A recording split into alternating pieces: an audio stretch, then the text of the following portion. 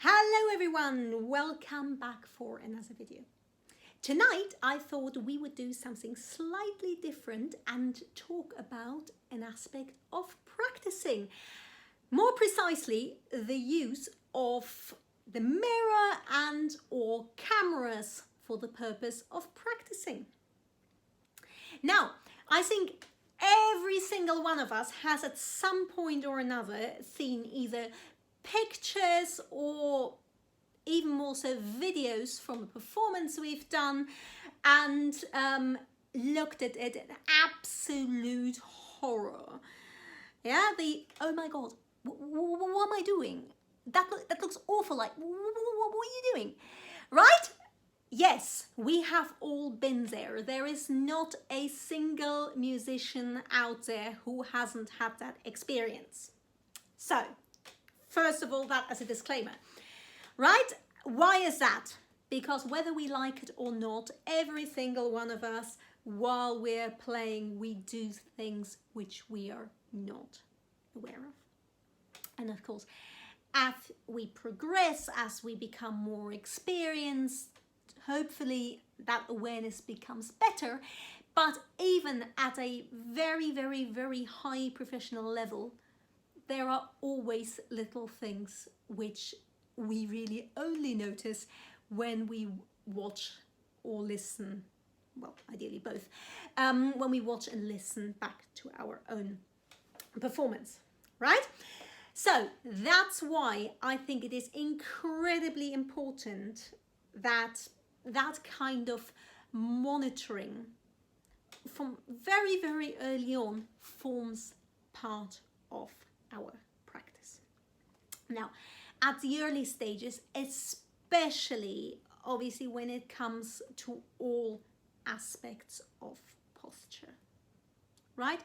I'm sure you hear in your lessons constantly, as my students do from me, you know, corrections about bringing your right shoulder down, that your elbow needs to come down, your left arm is too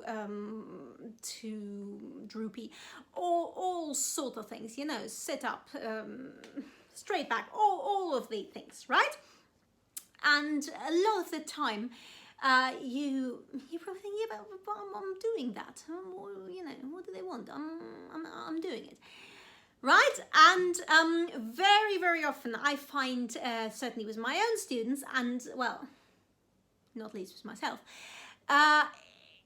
it doesn't really become obvious what it is we're doing until we look at ourselves in the mirror or we see it on video. So, that's why I am calling this video "The Mirror and the Camera Are Your Friends," because whilst initially it can be a huge, it not only can be, it will be a huge shock what sort of things you will see and hear, once you get used to working with that, these sort of monitoring feedback tools, they will be your greatest ally, and they can really, really, really turbocharge your practice, right? So let's first of all talk about the mirror. There is a reason that in the practice rooms of any and every conservatoire in the world there are mirrors, because they're absolutely vital, so that we can see what it is we are doing, particularly when it comes to posture. So I would recommend to anyone, you can either, you know, just buy yourself a really cheap sort of hallway mirror. Yeah, get one, I don't know, from IKEA, off eBay, you name it. Or failing that, I've come up with a really good method. If you don't have the space, or for whatever reason you don't have access to a mirror at the time, another thing I've started doing during lockdown is actually just, you can see my laptop is up on the piano there right now because I've been practicing all evening, and instead of moving the hallway mirror into my practice room, what I did instead was I simply switched on my laptop. I started a Zoom meeting. Don't invite anyone along, just so you have the screen, and it essentially works like a makeshift mirror. So you use an iPad, laptop, whatever you've got. Especially great if you are if you're traveling, if you're not at home. Really, really useful. And hey presto, you have got a mirror. And really place it in such a way that that you can see as much of yourself as possible. So that is especially if you are working on, let's say, your right arm, the correct opening of the arm, trying to get your bow straight, all of these things. The mirror is an absolutely indispensable tool. Now, let's talk about recording devices. Now, when I was a student, recording yourself was a bit of a faff that usually involved microphones, a mini disc player, and I don't know what else. So it wasn't quite as simple. But nowadays, there's absolutely no excuse for not recording ourselves, because any half-decent phone, tablet, whatever, has got a camera, right? And so it is incredibly easy to record ourselves. Now, as I said before, if you're not used to that process, the first time can be quite off-putting, especially if you're not used to doing that in your lessons. I use the camera very, very frequently with my students. I just use it in the lesson. Sometimes I'll just, if I try to point something out, I'll just film a bit and I'll just go, okay, let's watch it back together and look at this, look at that, see what's happening here, and often that's a really, really valuable tool towards solving a problem. Now, if you are not used to that, using the camera for practice, the first time might be a bit of an eye-opening experience, because you might suddenly notice all sorts of things which you aren't aware of.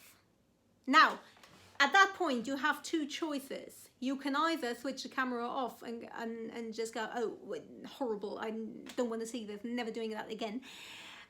Or, don't choose that option. Or, you turn that into a positive, to your advantage. And you just go, you know what, this is really useful. Yes, I now see I'm doing that. I can now hear that isn't in tune. I can now see exactly what my teacher has been talking about every single week for the last 3 years. Wonderful, great.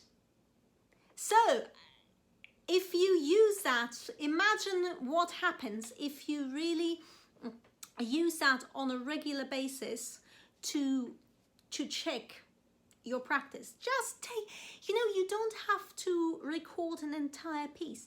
Take a scale, take some open strings, just small bits, because there is only so much you can correct in one go. There's only so much you can process, right?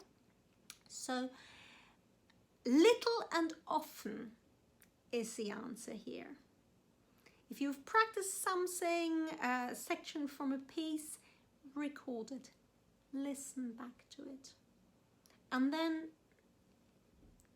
you can even write down the things you have noticed, and then sort of tackle them in order of priority. You cannot fix everything all the time and at once. Yeah. So when you notice various things, well, okay, what is the most urgent out of these, right? And then work on that, re-record it, check the progress.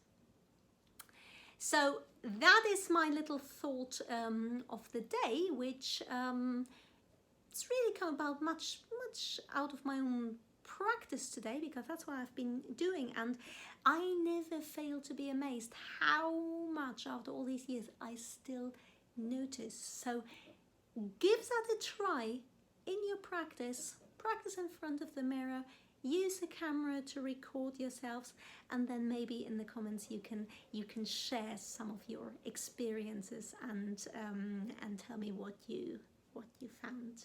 Yeah, so happy practicing, and I look forward to seeing you again soon.